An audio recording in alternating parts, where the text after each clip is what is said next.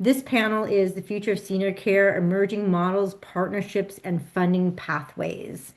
So I'm going to introduce you guys a little bit by name and then give you an opportunity to give a little bit of background on you. So we have Sarah Barker, who's just a senior care, home care, placement care guru in the industry. I don't know anybody in the industry that's as connected as Sarah.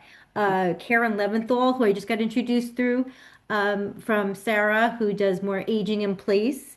And you could talk a little bit about your we just got to meet, but talking about aging in place for people who want to stay in their own homes. And Julio Gonzalez, who is an entrepreneur and is creating a new product that he's going to talk about. And he's also a sponsor for ParentSure. So please, let's start with Sarah. If you want to give a little bit of background for our audience, please. Absolutely. Well, Jess, thank you for this opportunity. And you were certainly making me blush as you were saying all that stuff. But for those of you that don't know, Jess and I actually worked together way back in the day. So, Jess, I learned a lot from you.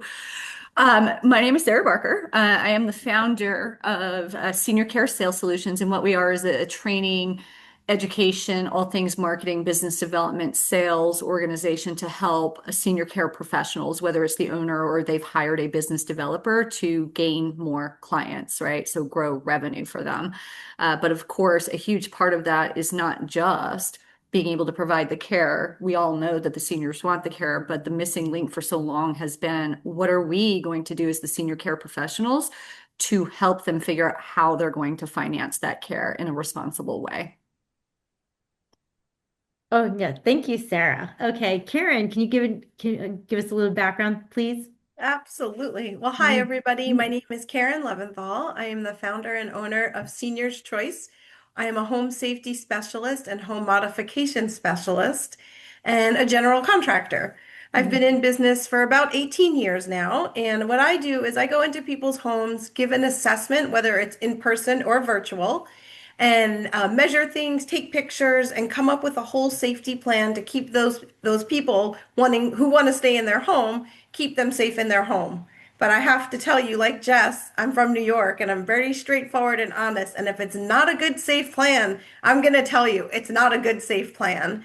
And in addition to giving you a home safety evaluation or the family, I then, because I'm a general contractor, I'm able to implement those changes that we come up with together and make a plan. And it could be in different steps, right? Like, so step one is installing some grab bars and putting some night lights. And step two can be let's remodel the bathroom. And step three is let's do whatever. And so it's a whole plan for the whole entire house. And we work a ton with all these other different companies, like Sarah's company, like Julio's company, like just to bring all the different resources to the family because everyone needs the resources. Mhm. Right. Yeah. Thank you, Karen. You're And welcome. Julio, please introduce yourself. Thank you, Jess. So I'm Julio Gonzalez, and I'm the founder of Parent Shore. I've been providing family care within my family for many, many years. And the fact is, it's tough. And with my technology background, I decided that I would find a technology solution or at least tool to help individuals such as myself. And thus was the birth of Parent Shore. So we're building it out to provide a lot of fantastic features, both for the seniors and for the caregivers, to improve communication and give the seniors the dignity to remain in their homes while providing the caregivers the information that they need to rest assured that their loved ones are doing well. Yeah, it takes a village, and it's so nice to hear about. We talked about people that why they get into the industry, whether they're starting to they want to roll in the industry or they have a service or a product. Want to dive into the home care. We're going to start with Sarah. We're going to talking about proactive versus reactive.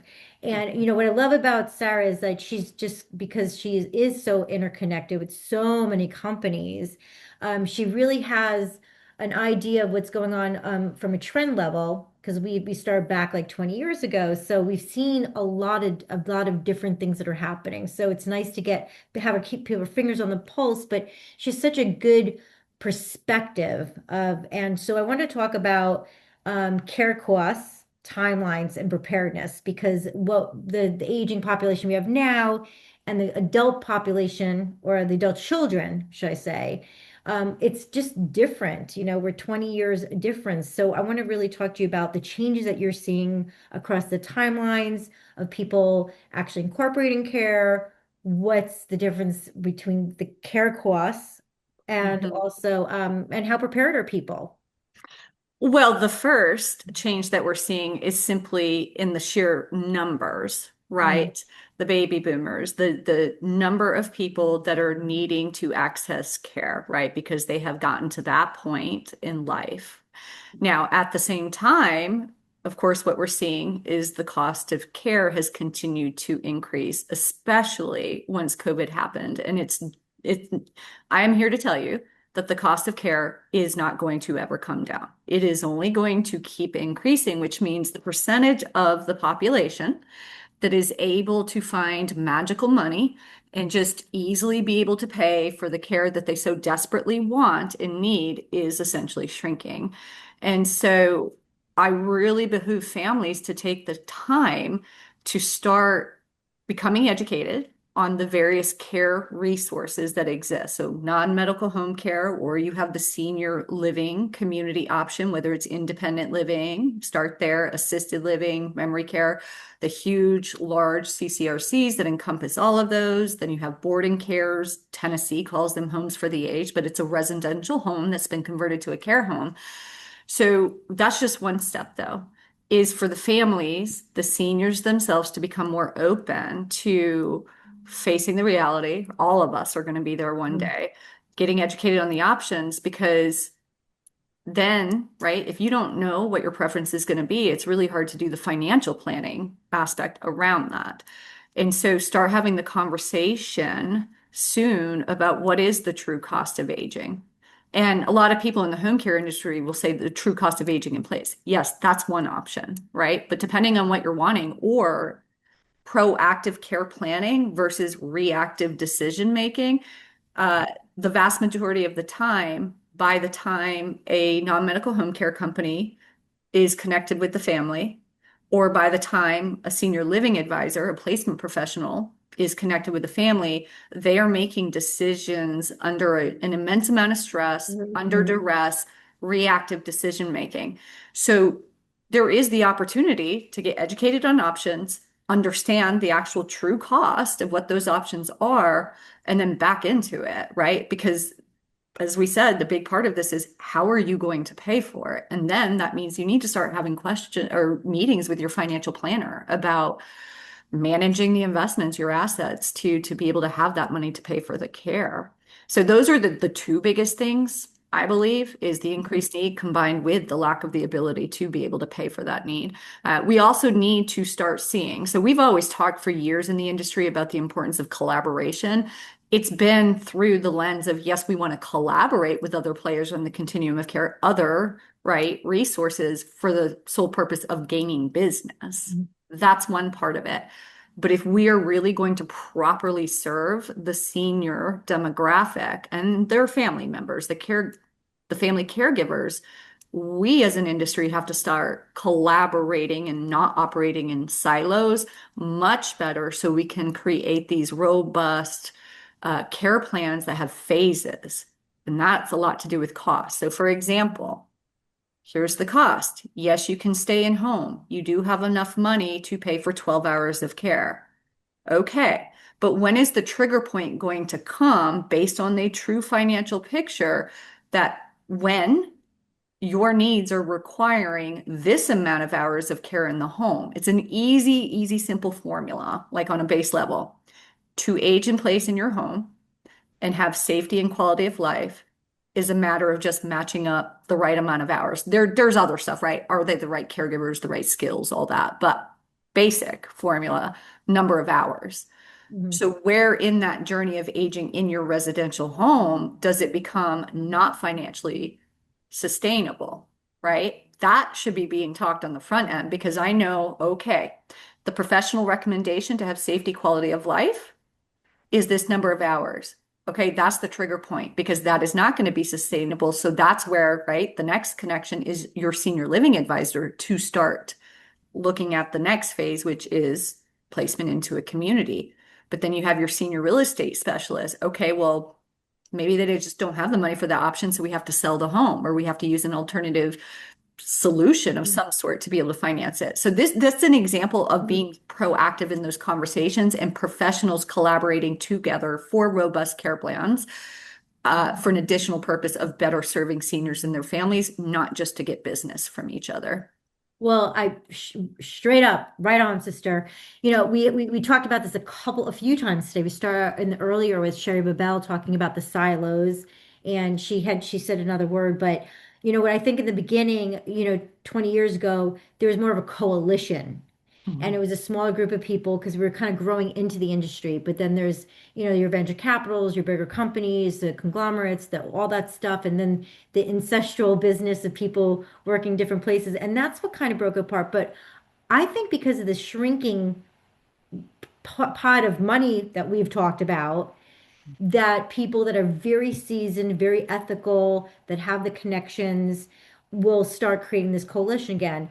And we talked about this with Karen too, because you're kind of, if you do get in the home, right? You talked about SRES, right? And real estate agents. And Karen, you see in the home and you're kind of assessing the home and to assess it to keep people in their own home. Right. And I suggested to real estate agents, why wouldn't you get an aging in place? And they're like, well, I want to sell the home. And I said, but you want to get in the home and develop a relationship, a trusted relationship with people, but not to encouraging a ton of people do that. But Karen, can you talk about like what are the biggest risks, even when people do have home care? What are the basic or the most alarming things that keep people, whether there's an accident or what they should be implementing to keep the house make it more safe? Well, there's a whole lot of questions you just asked me there. Yeah. So let me break it down a little bit. So I think it's really important to think about home modification as prevention, right? So if you get your home ready to be safe, so a big part of it is fall prevention. Bathroom's the number one place people fall. You want to make sure that the bathroom's safe for the client, also for the caregivers. Sarah and I talk about this all the time. You don't want to put if you own a home care company, you don't want your caregivers to hurt themselves, go out on workers' comp. I mean, that is the kiss of death, right? So you really want to decrease the liability for the home care companies as well as the clients by getting the house safe and ready so that person can age in place. So that is like an insurance policy somewhat, that not literally, but figuratively, that the house is ready for that person to age in place, whether it's installing grab bars, adding more lights, removing the throw rugs. I mean, there's so many little things you could do to increase the safety that people don't think about. And there's many times, like I went to this woman's house and she's like, we need to do something. My mom can't fit through the doorway. She keeps hitting her hip. And it was literally as simple as changing the coffee table in the other direction. And the woman's like, you're so brilliant. And I was like, oh my God. Because you created a clear path, Exactly. right? I just created a clear path. I was like, that's Yeah. why I get the big bucks for just moving your coffee table in the opposite direction. Yay me. Yeah. But I mean, people don't think about it, but there's all these barriers in the environment.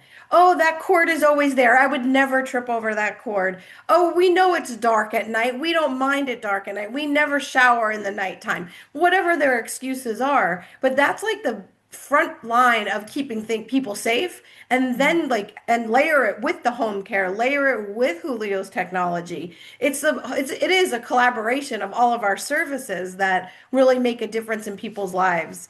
And like Sarah was saying, being proactive in this really makes all the difference. If you're reactive, the person's already fallen. Now we're going in and trying to beat beat the beat the time clock at this point so they don't break a hip the next fall, or they've already broken a hip and now we want to make sure they don't break something else. It's going to cost you more money. You're working in an emergency situation. It's not a plan. So I really like I want to say implore my families to like make a plan and look at all the different parts of the plan, right? So when you're looking at aging in place, it is not only about the home, which obviously that's my specialty. It's Mhm. not only about medical, non-medical, like Sarah's specialty. It's not only about like the transportation. It's also about, like we talked about, the finances and their community. And when all five of those things are working together and there's a plan in place for all of them, you have a really successful aging in place plan. I mean, Mhm. You and it's just do. a plan.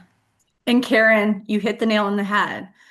Proactive care planning, taking Yeah. small steps of into implementing the appropriate phase of whatever the care is, the solution is at the time, can actually go a long way in helping to preserve assets because you're Yes. getting just what you need versus you don't do anything and then things get really bad. And now all of a sudden you're having to pay for a lot of care because you didn't prevent the crisis. Right.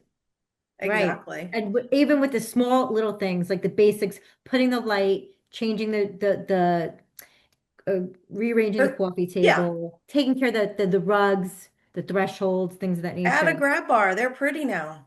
And then maybe even some implementing some technology, which I Yeah. think is like, I feel like I remember, 10, 20 years ago in San Jose watching these products. I go, nobody's going to use that. Now I'm thinking like everybody needs to, I really feel like we're at this, because of the cost of care, we're really at this intersection and where we are going to start implementing some smart technology. So, Julio, that we talked about a couple times today, the numbers of, caregivers is staggering. I mean, technically, caregivers, you're caring for a child, you're caring for an adult, but we're going to be a lot more caregivers for adults.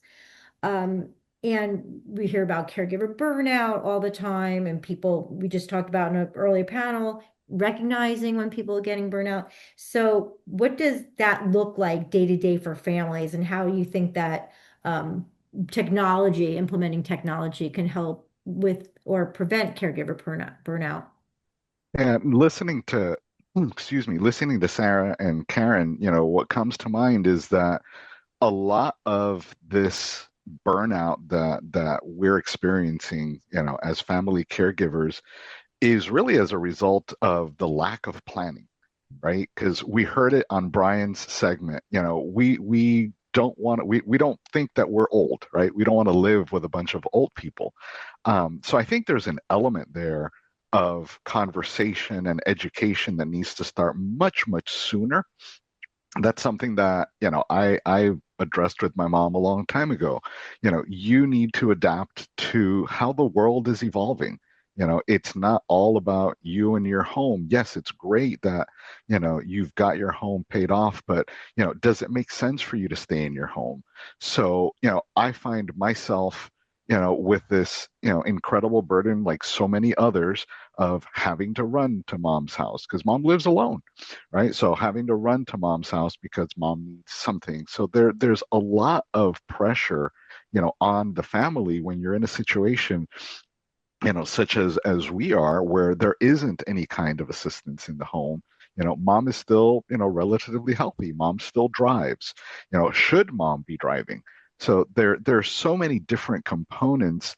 And I think if the conversation started a lot sooner, um, it would be a lot easier to address because there you have the opportunity for reinforcement.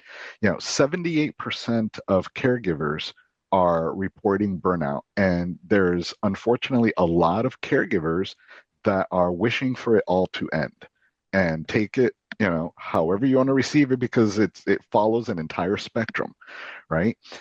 Caregivers, it's not uncommon for the caregiver to pass away soon after, the senior does because they're not caring for themselves. I have Mhm. a friend in the family. She had breast cancer and she didn't address it because she was caring for the mom. And, the mom passed away and she passed away 6 months later. So there's Mm. so much to, this dynamic. And everyone just feels that they don't have enough resources. So I think, starting the conversation early, teaming up and collaborating, with other areas like we're talking, I think that really brings so much to bear, and we all need that help. Mhm. Yeah, I recall um when in like early 2000 something, I would pair up a lot with placement specialists, and we would just worked hand in hand with each other. It was going left or right, right? They were going to either go home or the placement agent. I was when I got when I talked to a family who was in a skilled nursing facility, I would say, "Oh, you have a week or two. I'm gonna connect you with a placement specialist." I mean, they were calling for home care, but I just said, this is the time to really get educated on all your options. And so, and it's even if this isn't now, that's how I looked at it. I really did. And then through the years, it was like it just started becoming like we didn't work with each other as much. It just like there was a lot of space between me and the placement, and what they had reported, placement agencies, like people were waiting longer. And so it just went right into collision. Like we have to place, and there was no warming up into it. It's all So, about crisis, right? I mean, that's what well, happens if they're not planning ahead or have the idea of like, I might have to move eventually. It's in the realm of possibility. Then they're not planning at all for any of it. It's Mhm. just no, like, and the Gen X generation learns by collision, right? This is how it's going now.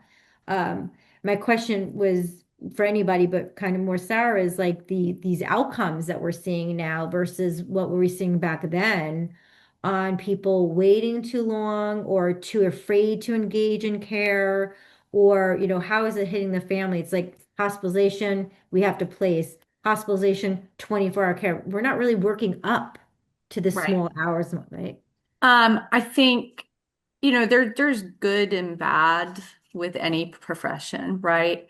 And I feel that many or certain professionals in the care industry, because look, at the end of the day, everything is a business, right? We all have bills to pay and all this, but there is too much of a scarcity mindset way of operating that I think Mm, is negatively affecting this proactive collaboration. So, for example, I am a believer. Most of the families that, because I still do support families through the Connector Elder side of my business, and I've noticed this trend that the last couple of years, whenever I'm talking to, right, usually it's the adult daughter, statistically speaking, but I'm talking to the family member, and yes, they have the money, and we're going to do home care. That is the immediate solution and what's desired. But I'm going right ahead and I'm connecting them with a senior living advisor so they can start mm, building the relationship for when and if, right, mhm, that has to be the next step. But I think that some professionals will not operate proactively like that because, especially in those two professionals dynamic, they're afraid that the placement person is going to steal the client from their home care service and they're going to lose money. Well, any true ethical, moral consultant or advisor should operate as though they have a fiduciary level of responsibility to make the proper recommendations and advisement of what is in the best long-term interest of that client, period. And I believe that if you do that, more business will come, right? mhm. So, there's silos, and I just think in general in society we've just got busier and busier and busier. Like, slow down, consult, don't sling home care hours is what we tell the people. You are an advisor. I also think that there's uh, a lack of quality communication around what it is that we are doing, right? Home care agency, yes, they sell caregiving services. Yes, placement helps people understand the right senior living community. Karen has her role in keeping them safe in the home. Julio has a tech product. But the fact of the matter, no matter what you're doing in senior care, whatever your offering is, it's not the features and benefits. The impact of what we're all doing and the whole huge, larger mission we should all be fighting is the mission of we are extending seniors' lives. We are extending their lives through whatever our resources and the collaboration amongst ourselves because we're able to keep them from being the frequent flyer to the hospital. It is Mhm. extremely traumatic for them going in and out, physically, mentally, emotionally, and spiritually. It can expedite their decline. Julio, I love that you talked about the family caregiver because it doesn't be talked about enough. We talk about the overwhelm and the stress, but the fact is, oftentimes, the family caregiver, when it's a sick spouse, well spouse situation, the well spouse passes before the person they were caring for because they're overwhelmed, stressed, and they don't have the time to focus on their own care. Well, where does that leave the person who initially needed the care? But through offering whatever your service is, we are helping to extend lives. We're saving marriages by offering these solutions. We are preserving relationships among siblings who cannot agree, and it creates a lot of dysfunction and resentment towards each other.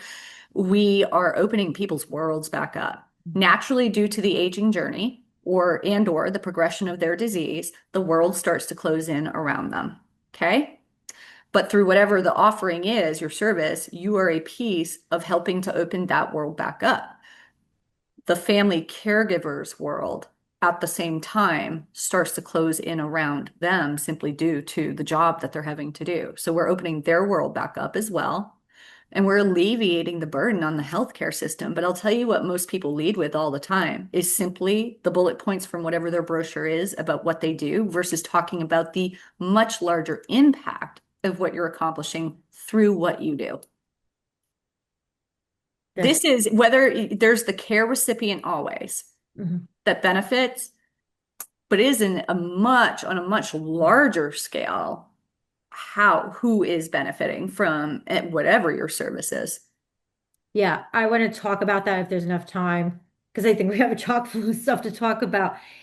Karen, we kind of talked about a little bit as like your phone should be ringing a lot more than it does, right? You should be being engaged, involved, being contacted a lot more because you're implementing the things that can actually keep people in their homes a lot longer. I talk to a lot of when I talk to a lot of families and they're in this crisis or parent is declining, they're in hospice, and they're so overwhelmed. I said, you got focus on comfort and safety. Okay, if you do that, then everything else will fall into place.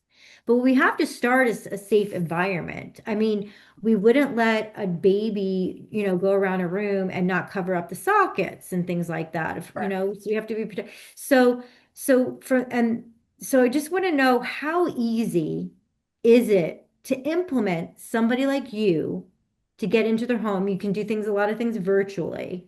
And kind of talk about the process from beginning to, you are visiting in the home. What can you do virtually? And what is it like that you see? We talked about some of the things that you say mostly, but that's kind of like the basics, the lighting, the thresholds. But give us this is like a really complicated case that I see and really needs a lot of modificating. So how can you do that in the home or virtually? Sure. And how complicated can that become or complex for the family? Yeah. So first of all, the home safety assessment can be done either virtually or in person. If it's in person, obviously I go around with a tape measure, I take pictures, I'm evaluating the different parts of the house. As soon as you actually walk up to the door, I'm evaluating to see how hard is it to get in the front door or what other doors are there to get in, and then coming up with possible solutions. And the way the evaluation works is that it's like an immediate need, like crisis care, let's do it right now, versus priority, like it needs to happen, but like not today, but maybe in the plan. And then it's like your future. Like in the future, as things progress, like the person has a diagnosis, let's say, of Parkinson's, and right now they're walking independently, but we all know someone with Parkinson's eventually is going to need a walker, eventually might need a wheelchair. So I call it future proofing and, really future casting as to what the person could possibly need and making the plan for the house that way. The other part of your question was some of the things you can do and like how expensive it could be, right? Yeah, or how like modifications, like a major modification, like Yeah, something that really, is like this is unless you take care of this, maybe it could be a ramp, maybe it's like the 2 stories right. isn't safe Okay. anymore. Those kind of like where it could I be have, pretty like this is just not a safe environment. This is right. this is like a ticking time bomb. So 2 weeks ago, I had this happen to me, and I had this big conversation with the family. So the house has, it's a 2-story house. It has a set of stairs that are 5 feet wide, which is a very wide staircase. So you cannot hold on to both handrails at the same time. So it's unsafe to get up and down the stairs. You can't put a center handrail because there's not enough space for a center handrail to assist with that, and the floors are slippery on top of it.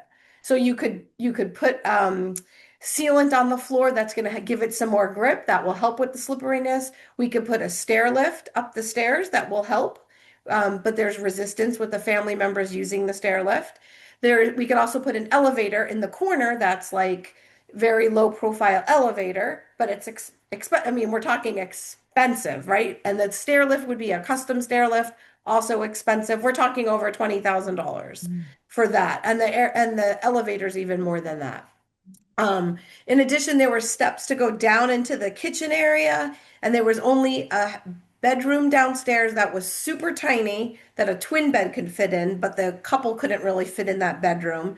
And the bathroom downstairs, they just remodeled and they didn't want to pay the extra money to put a no threshold shower in. So it has a 2-inch lip. Yes, I'm rolling my eyes too. And yeah, 2-inch lip on the shower. And I explained to them that 2 inches is like a 6-foot lip. It doesn't really make a difference when you're in a wheelchair. So nothing Yeah. they've done in that house is safe at all. And so literally, I just had this conversation with the woman yesterday. So I gave her the safety assessment. She reviewed it. She said, I just need the grab bars immediately. I said, okay, no problem. I sent her some options of decorative. The grab bars have come a long way. They have really pretty decorative ones. They have toilet paper grab bars that are combos or towel bar grab bars that are combos, and gave her all her options. And then she came back. She's like, I don't really care what the grab bars look like. I just want them in. Okay, great. And then she added 15 items on the list of what she wanted. Some were impossible that we can't make happen. So in her, good example, in her bathroom, you walk in and there's this sunken in tub, and there's steps to get into the sunken in tub, and they're slippery as hell. So obviously we need to modify the floor because that is ridiculous. We need to put some type of bar that you can hold on to get in and out of that tub for her because she's still able-bodied. Then this is the weirdest thing. There's a 6-inch step down to the shower area and toilet area.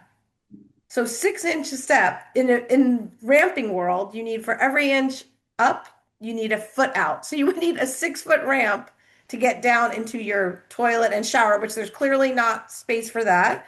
And you couldn't do a threshold ramp because you couldn't open the shower door then. It's like the weirdest configuration. Sounds like a Doonesbury family. It's, What, it's how did she like, I mean, I'm kind of curious is like, how did you engage? Like, where did the referral come from? Like, and why her were, daughter found me on Google. The family's there's 2 daughters, super concerned about the parents. The dad has dementia. He Mhm, fell and hit his head on that 6-inch step. He fell backward. The wife refuses to get home care in there. She mhm. can do everything herself, even though she has COPD. And she takes care of her brother who has Parkinson's, who lives about 20 minutes away.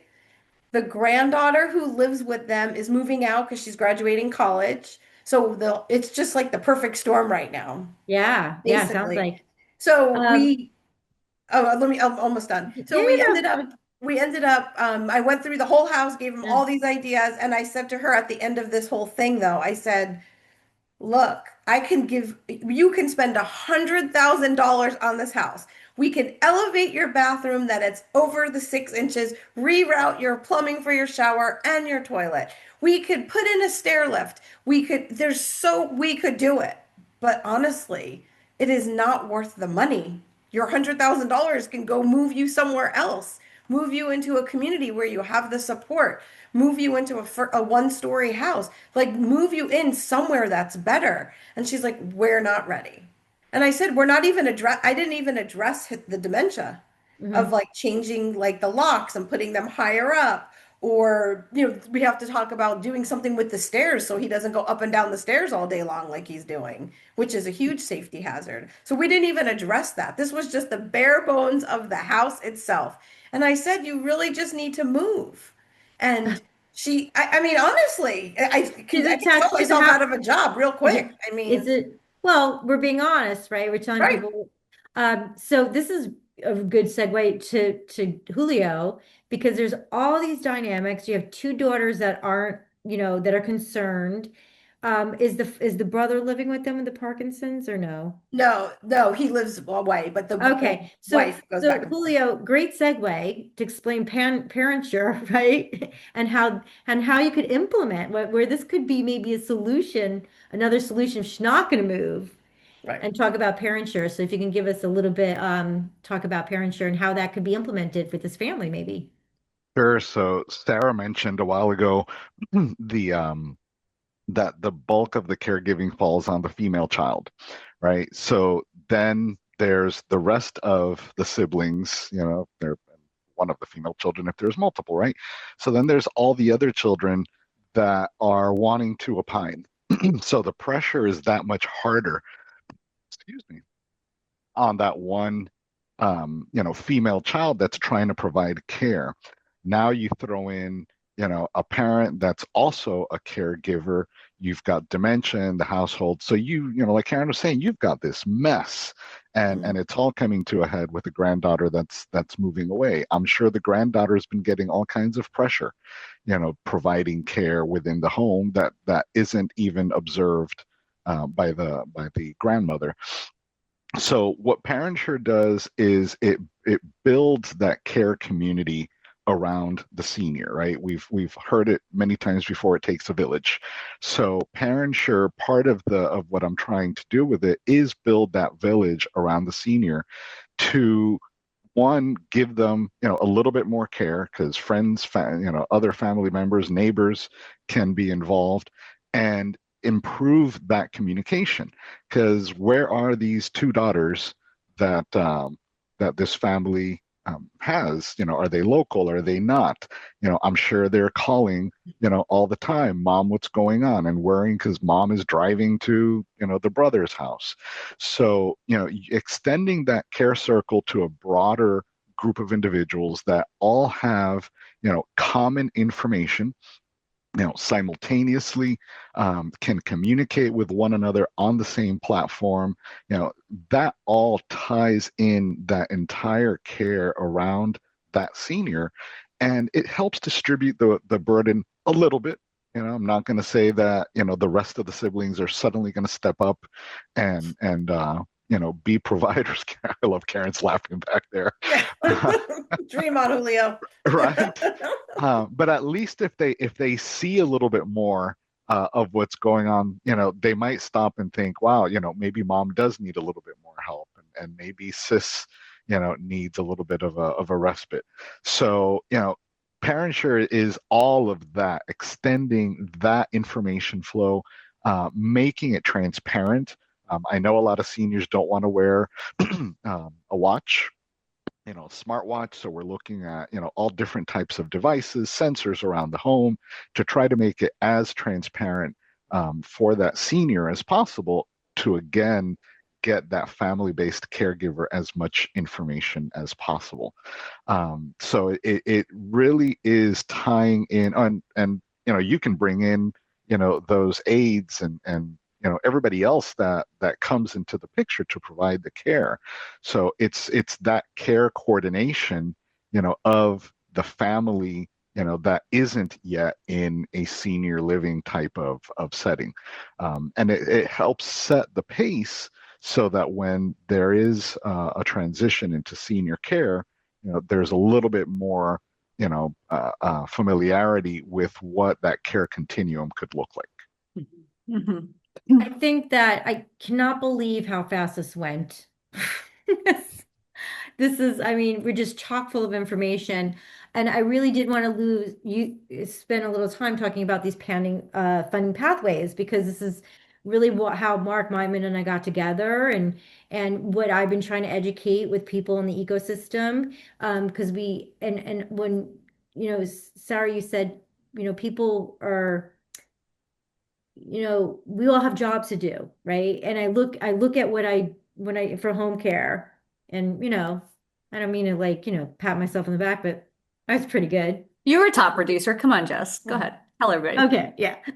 But I didn't really, and I was a resourceful person in the community, and I was resourceful referral source for other partners. I got that down pat. I really did. But looking back on some of these family situations, and looking about what I do with Mark now is, I think it comes down to cost clarity. Mhm. People don't understand the costs of what these are, I mean, we're all trying to get them, to look at it a little bit earlier, plan a little bit more, implement care in earlier stages. Karen's trying to make people safe. There's a little bit investment in that, because, but, it's the long term, right? And Julio, again, providing these, bridging the gap, that there's technology out there that's going to bridge the gap. So with that said, and I think is, what the industry should start I think it's what the industry is going to be forced to do because that's that shrinking pie is people are going to lead with cost. Because right away they got to know this is what it costs. Like, don't bother calling. But the other piece that I think in my vision for us and with Mark is that people also lead with the solutions. You can access equity in your home if you want to stay in your own home, or if you have to move. Karen, this isn't going to work. This is going to be a lot. You probably are better off downsizing. There's costs to that involved. So, Right sizing um, is a better way of putting it. Mhm. what's that? Right Right sizing. sizing. Yeah, Right right sizing sizing, versus right? downsizing. Yeah. Right. But to lead with cost clarity. So with that said, Sarah, what is the risk for people not implementing a plan? Where's the risk here? What is that going to cost the family, or what's going to happen if they don't understand prior to and implementing these little small safety supportive services? Where's the Mhm. risk when they don't? Well, every situation is different, right? Depending on the particulars of it. But the risk, I think we've touched on, with is you can pay for, let's say, 12 hours a week, 20 hours a week, still maintain that safety. And by the way, the home safety inspections that a non-medical home care does, it's not a true home safety inspection. That is what Karen does. And Mhm. oftentimes home care is in the home first. They really should be relying on the expert like Karen to do that piece, right? This is what I'm talking about, better Thank you. collaboration, Thank okay? you. I think the part with Yeah. that, Sarah, is they're not gonna, the money machine is like Yes. we're trying to get as much as we can, so we're not going to implement other things, which if we're really truly holistic, Yes. we would be implementing Karen and technology solutions to keep that Correct. family in the house longer. So the Yeah. risk of the lack of proactive care planning, right, is that you can start with a little bit of support, which is if we just want to talk about non-medical home care, significant cost difference between 20 hours a week and 24/7 because all of a sudden you waited too long and there's a fall, a broken hip, a stay, and now you have to come home with 24/7 care. It's the same thing when people have long-term care insurance policies they've paid into for Mm. a long time, but they don't want to use it until they really need it. Or Okay. or they have a very long elimination or the grace elimination period. That's kind of tough too. When they have to wait like 30, 60, 90 days or pay out of pocket first. Like that Right. sometimes kind of jams it up. Right. So on Mm. average, right, we'll just say 90-day elimination period. That's the time that the family that has to, Mm. they have to pay out of pocket for the care that they need before the insurance, right? They get their benefit. But here's a risk, a financial risk.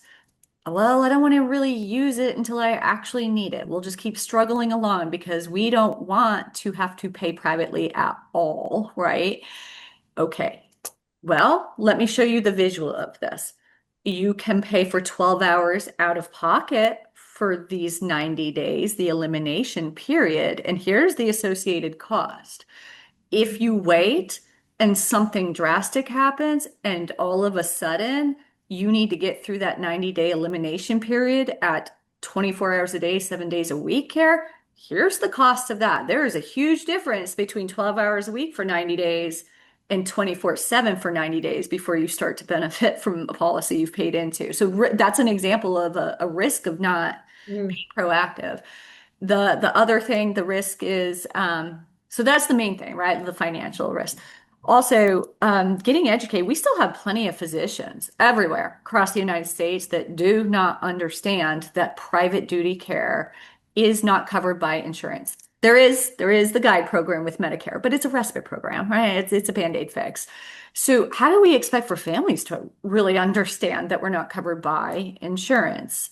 And so I will say the senior care professionals, the agencies that start getting educated on these alternative funding solutions are going to be the ones that will continue to have access to a larger market share, meaning a larger opportunity to generate revenue for their agency and actually be able to serve more people because they're helping the people figure out how they're going to be able to fund the care. Mhm. So life settlements. Did you know that billions of dollars of term life insurance policies are abandoned by seniors every year Mhm. because they decide cash flow gets tighter and they're like, I can't keep affording the premium. So I'm gonna do away with that expense. Or my spouse died. I don't have a need for a death benefit. My children are doing great. Don't need a need for a death benefit. Well, a term life insurance is the same asset class as real estate. You own it, it's your asset. But many of them don't know that they can actually settle it, get the money, pay for whatever care that they need. Home equity solutions. Well, many times it's actually the adult children that have an issue with their parent Mm. wanting to consider that funding option. And we can all say it's because they want to inherit the home, right? Mhm. So we need to get stronger. We need to get more courageous in the conversations that we are having with these family members and say something like, I understand that you're not pleased with this potential solution, but may I ask you, are you going to be paying for the care that your mom needs? Are you going to be moving into the home and taking care of her? Are you going to do it? Mhm. Um, and people are just uncomfortable talking about the financial aspect to all of this. Um, and then, of course, VA aid and attendance, which is for veterans that meet the criteria, plus the surviving spouse. There's a lack of execution. I think more and Mhm. more people in the industry are becoming aware of the alternative funding solutions, but there's very little of those people who are actually executing on bringing those solutions to the forefront with families. And Mhm. so we've got Well, families just that keep struggling and struggling and struggling. but as I would say, like with tapping into the equity, it's kind of like, are we going to wait till it's emergency and you feel like you have to sell that house, or tap into the equity and then at least you're keeping the house, because it is the last financial anchor for many a family, Mhm. especially if they're the house rich, cash poor. Mhm. Um, but and then so okay, I really want to know, Karen, you talk to a family and they haven't implemented your plan, and then do you get these callbacks from family? It's like, so you're kind of identifying, well, here's the risks that I see, and then Yep. they don't take action, and then there's a Karen, we should have listened to you, or Right. okay. Oh yeah, that happens all the time. I mean, denial is like the biggest problem we have, that they don't need these changes in the house for sure. I had a client, this happened years ago. I said like we had to change the shower. And I said, while we're changing the shower and making it a no threshold shower, let's change out the vanity so that if she is in a wheelchair longer, she can roll under the vanity, maintain her independence. The more independent you stay, the better off you are. And she's like, she's going to be out of that wheelchair in no time at all. We just need the shower done. I go, okay, but we're doing the floor anyway because we had to do the floor. No, there's Mhm. all these like steps in the construction world, right? And so she said, no, no, no, we're good. I was like, okay. And then 2 months later, she's like, so my mom's still in the wheelchair. We need to now do the vanity. I'm like, okay, so now we have to rip up the floor again. And unfortunately, that flooring just happened to be discontinued. And so now we have to start all over again with new flooring and do the vanity. And, then we should have changed the lights because we talked about that to begin with. Like if it's lighter, it's brighter, it's safer, all the things. And I Mhm. get it. Like money is always an issue. But again, it's all that pre-planning, putting it in the budget. You're buying a house, or like this lady, I was told her like, you got to have at least $40,000 in just to get the basics done at this point. Like getting a stair lift, putting in some ramps to get in and out of the house and some grab bars. And yeah, we're looking at an easy $40,000. And you just have to think about those things, Mhm. Mhm. and know and what it's going to evolve. And people don't, like a bathroom remodel, people are like, oh, it's like a $15,000 fix, right? And I'm like, a bathroom remodel is way more than $15,000 these days. Just way Mhm. more. And so be realistic of how much it's really going to cost Yeah. and then make the decision what you're going to do. Mhm. But I honestly believe, you know how there's elder law firms that will have an in-house care Mhm. manager, Yeah. right? Mhm. Well, if we're talking about the two sides to make this successful for seniors and their families, which is the care resource, whatever it is, plus the financial aspect of it, I think, I really think there should be more financial planning firms, wealth management firms across the country that are now adding like this senior care advisory role. They're having a seat at the table to be a part of, because if they're a CFP, they should be having conversations about long-term care, right? But it's usually not a super in-depth conversation. And so really leveraging the senior care industry's expertise to have a seat at the table earlier and start to really educate and vet out the options. Because a lot of financial planners still do not even know the true cost of care. They'll There think, oh, definitely it's should. $5,000 a year. Really? How much does $5,000 a year get you in care? no. Yeah, they should have some. There are some people that are implementing that, but there should be some. There's just more. The relationship should be more integrated, and unfortunately, I mean, even the phone calls I get there over the years from financial planners, only like, oh yeah, Jessica Solomon, she does something with that, but it's like, but it should be they should be more proactive with their clients, and Mhm. and they well, that's a whole nother topic, It should but be a group discussion. yes. Financial planner, their client, Mm, somebody from our side, they're in a group. And I'm bringing this up because I've done that with the financial planners that I have deep relationships with. It's extremely effective and it proactively actually reduces the anxiety of the overwhelm for the family, even sometimes before they actually need the care, but it's because they have a plan. Mhm. right, right. A very holistic plan is what it comes down to. So, Julio, if you want to kind of talk a little bit about why you started this venture, because it was also because you had a personal experience, if you want to talk about that, because that's what we're talking about. Risk is we're trying to implement things to prevent the risk, right? For the families, if you want to talk about that a little bit. Yeah, so touched on it a little bit. My mom's 84. She lives down in Miami, so she's only 20 miles away. But I'm constantly at her house, and whether she needs something done or now she doesn't want to drive to the hospital and certain doctors because of parking, because she just doesn't feel comfortable anymore. But even before that, when my grandparents were still around, helping them out around the house and helping my mom help her parents, alleviate her burden. And again, it's the lack of communication, the lack of information. You find out after the fact that something has taken place or that something's been going on.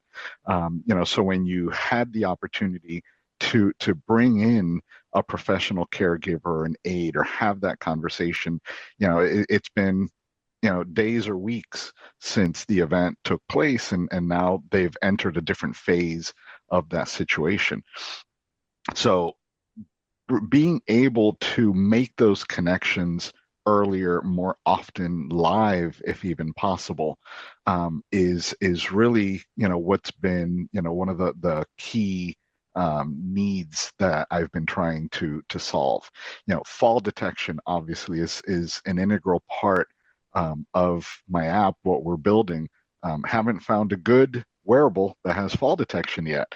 But we're looking at combining features and functionality so that if blood pressure is up and there's no mobility, is that a sign of a fall? So what are all of those different things that come into that picture, to be able to inform all of the caregivers, so that everyone can make a better decision, because the stresses are real, and it's not, I'm stressed today, I'm stressed every day. It is a permanent weight that caregivers bring, or that caregivers deal with, um, and if you don't have Karen coming in and retrofitting the home, you're worrying about, what's going on in the home. And if you don't have Sarah talking about, future steps, when is it gonna, when is the need going to arise that all of a sudden